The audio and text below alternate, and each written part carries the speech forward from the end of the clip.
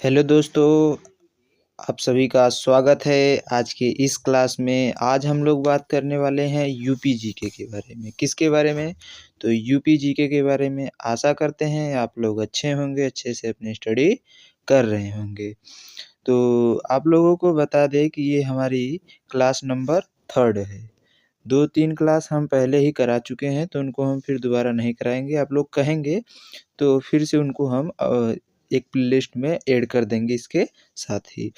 तो इस क्लास में हम लोग बात करने वाले हैं यूपी जीके की। किस पॉइंट पर? तो उत्तर प्रदेश का राजनीतिक व्यवस्था। क्लास नंबर ये 3 है। इसका पीडीएफ भी आपको हमारे टेलीग्राम चैनल पर मिल जाएगा। टेलीग्राम का लिंक हम डिस्क्रिप्शन में दे देंगे। तो इस क्लास से आपको हम इतना दावा करते हैं कि एक-एक प्रश्न आपको देखने को मिलेगा। तो आप लोग क्लास को बहुत ही ध्यान से देखिएगा और अंत तक क्लास में बने रहिएगा। तो चलिए बिना देरी के क्लास को शुरू करते हैं। आज हम लोग बात करने वाले हैं, पहले पॉइंट क्या है हमारा? मुख्यमंत्री यानी चीफ मिनिस्टर। तो जो चीफ मिनिस्टर होता है वह किसी भी राज्य का चीफ मिनिस्टर हो, राज्य का सबसे प्रधान व्यक्ति होता है। तो यह चीफ मिनिस्टर क्या होता है? संघ की तरह राज्यों में भी संसदीय शासन प्रणाली। क्या? संसदीय शासन प्रणाली। एक सेकेंड, इसको थोड़ा सा साइज को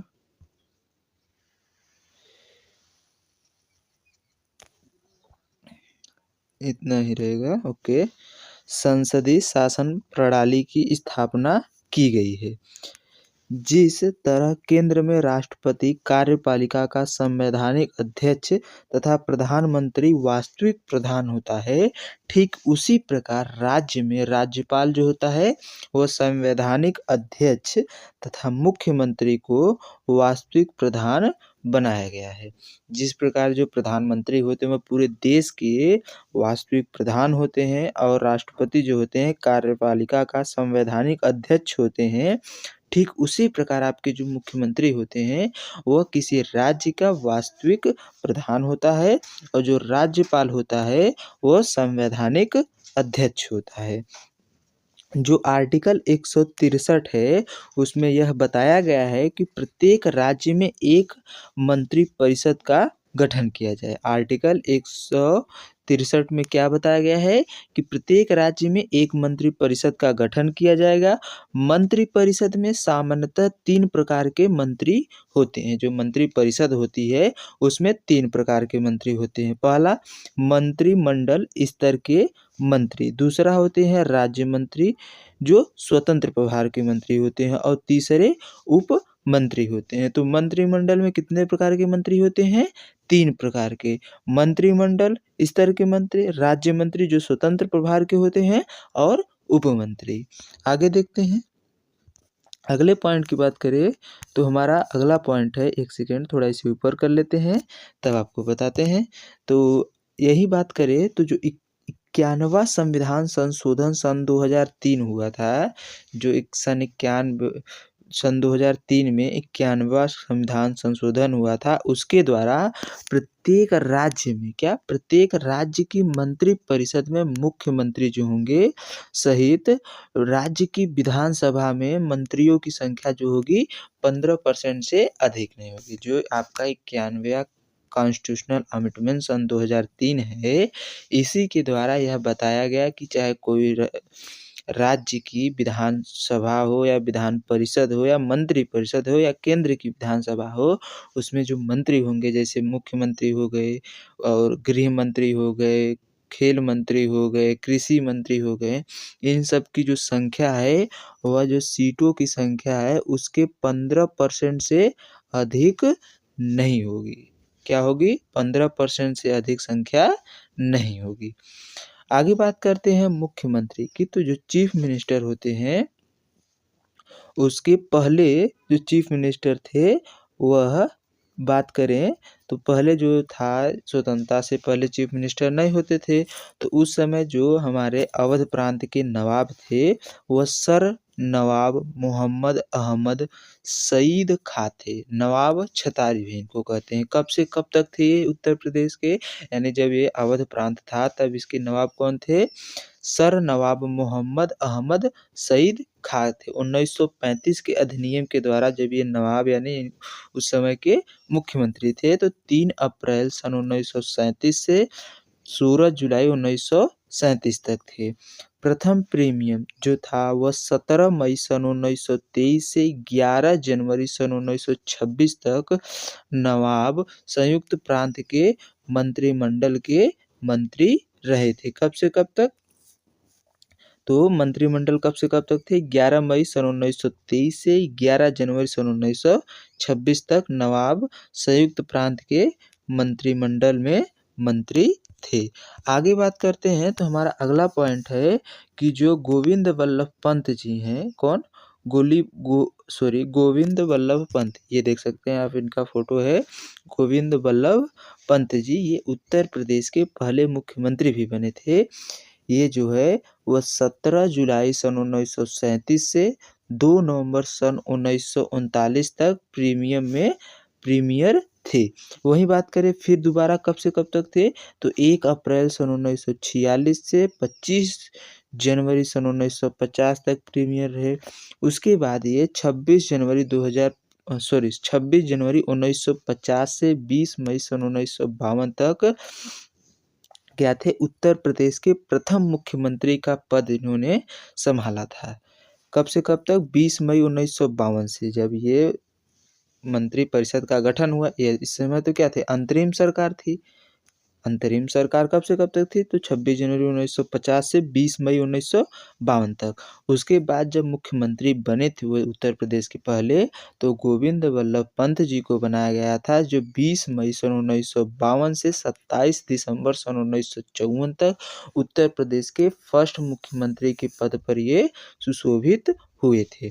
वहीं बात करें डॉक्टर संपूर्णानंद जो उत्तर प्रदेश के मुख्यमंत्री थे, ये 28 दिसंबर 1954 से, यानी दूसरे कार्यकाल जो हुआ 28 दिसंबर 1954 से 9 अप्रैल 1957 तक ये रहे। फिर उसके बाद 10 अप्रैल 1957 से 6 दिसंबर 1960 तक ये मुख्यमंत्री थे। यानी इन्होंने कुल 2 पंचवर्षीय में मुख्यमंत्री का कार्यभार संभाला था। ये उत्तर प्रदेश के द्वितीय मुख्यमंत्री के रूप में कार्य किए थे। वहीं आगे बात करें तो अगला पॉइंट हमारा है कि जो सुचेता कृपलानी है, ये उत्तर प्रदेश की पहली महिला मुख्यमंत्री रही थी। सुचेता कृपलानी तीसरे पंचवर्षीय कार्यकाल में 2 अक्टूबर सन 1963 से 13 मार्च सन 1967 तक उत्तर प्रदेश की पहली महिला मुख्यमंत्री के रूप में इंडियन नेशनल कांग्रेस के पार्टी से उत्तर प्रदेश की पहली महिला मुख्यमंत्री के रूप में कार्य किया था। सुचेता कृपलानी ने वर्ष 1962 में उत्तर प्रदेश विधानसभा का चुनाव लड़ा। वह कानपुर निर्वाचन क्षेत्र से चुनाव लड़ी थी। जो सुचेता कृपलानी है, कहाँ से चुनाव लड़ी थी? तो कानपुर निर्वाचन क्षेत्र से चुनाव लड़ी थी और पहली महिला मुख्यमंत्री थी। किस पार्टी से थी? तो इंडियन नेशनल कांग्रेस पार्टी से थी। और किस पंचवर्षीय में? तो चौथी पंचवर्षीय योजना में। पहले में गोविंद वल्लभ पंत, दूसरे में संपूर्णानंद, दूसरे तीसरे में संपूर्णानंद थे और चौथे में सुचेता कृपलानी थी। वहीं बात करें 1967 में उन्होंने गोंडा जिले से लोकसभा का चुनाव जीता तथा 1971 ईस्वी में राजनीति से संन्यास ले लिया। कब चुनाव संसदीय का चुनाव लड़ा? तो 1967 में, यानी जब मुख्यमंत्री का उनका कार्यकाल समाप्त होने वाला था, तब उन्होंने 1967 में गोंडा जिले से लोकसभा का चुनाव जीता तथा 1971 में 4 सालों के बाद उन्होंने राजनीति से क्या लिया? संन्यास ले लिया। अब की नहीं कि जब तक हैं जीवित तब तक मुख्यमंत्री हम ही रहेंगे और दूसरा कोई नहीं रहेगा। उन्होंने 1971 में अपने राजनीतिक जीवन से संन्यास ले लिया। इनका विवाह जो हुआ था वो आचार्य JB कृपलानी जी के साथ हुआ था, जो किसान मजदूर पार्टी के संस्थापक थे। कौन थे? किसान मजदूर प्रजा पार्टी से थे। कौन? आचार्य JB कृपलानी। वहीं आगे बात करें तो अगले मुख्यमंत्री कौन थे? नारायण दत्त तिवारी थे। कौन थे? नारायण दत्त तिवारी जो थे वो हमारे राज्य के अगले मुख्यमंत्री, यानी चौथी तो सुचेता कृपलानी थी चौथी मुख्यमंत्री और पहली महिला। वहीं बात करें 5वें मुख्यमंत्री के पद पर, तो नारायण दत्त स्वामी थे, जो उत्तर प्रदेश के एक ऐसे मुख्यमंत्री थे, एकमात्र, जिन्होंने उत्तराखंड के मुख्यमंत्री के रूप में भी कार्य किया था। कौन? नारायण दत्त तिवारी। आपसे क्वेश्चन पूछ सकता है कि उत्तर प्रदेश के ऐसे कौन से मुख्यमंत्री थे जो उत्तर प्रदेश के साथ साथ किसी अन्य राज्य, या कह सकता है कि उत्तराखंड राज्य के भी मुख्यमंत्री के रूप में कार्य किया? तो नारायण दत्त तिवारी बताएंगे। वहीं बात करें अगले पॉइंट की, तो उत्तर प्रदेश के मुख्यमंत्री के रूप में कार्य करने के अलावा भारत के प्रधानमंत्री पद पर भी आसीन हुए। कौन? चौधरी चरण सिंह। कौन थे? ये उत्तर प्रदेश के मुख्यमंत्री के साथ साथ भारत के प्रधानमंत्री के पद पर भी आसीन हुए 18 फरवरी 1970 से 1 अक्टूबर 1970 तक। विश्वनाथ प्रताप सिंह, जो दो व्यक्ति थे मुख्यमंत्री के साथ साथ क्या थे? प्रधानमंत्री। विश्वनाथ प्रताप सिंह 9 जून सन 1980 से 19 जुलाई सन 1982 तक। बात करें तो इन लोगों का आप फोटो देख सकते हैं। कौन है? चौधरी चरण सिंह। कौन कौन व्यक्ति? चौधरी चरण सिंह और विश्वनाथ प्रताप सिंह। ये दो व्यक्ति जैसे थे जो मुख्यमंत्री के साथ साथ प्रधानमंत्री के पद पर भी, ये थे आपके चौधरी चरण सिंह, जो मात्र कुछ दिनों के लिए मुख्यमंत्री बनाए गए, प्रधानमंत्री बनाए गए थे। और विश्वनाथ प्रताप आनंद सिंह थे, ये आपके लगभग 2 वर्षों तक मुख्य प्रधानमंत्री के पद पर भी कार्य किए थे। आप लोगों को ये क्लास अच्छी लगी होगी। अगर क्लास अच्छी लगी है तो अपने दोस्तों को भी रिकमेंड करें, उन्हें शेयर करें और इसके बारे में बताएं। आपको हम रेगुलर, हो सकता है कभी गैप मिल जाए किसी कारणवश, अन्यथा हम आपको ये जो पूरा यूपी जीके है इसका हम आप लोगों को क्लास सीरियल वाइज लेकर आते रहेंगे। तो आपको अगर ऐसी क्लास और चाहिए तो हमें सपोर्ट करें और अपने दोस्तों को भी शेयर करिए। चलिए मिलते हैं नेक्स्ट क्लास में, तब तक के लिए अपना ध्यान रखिए। जय हिंद, जय भारत।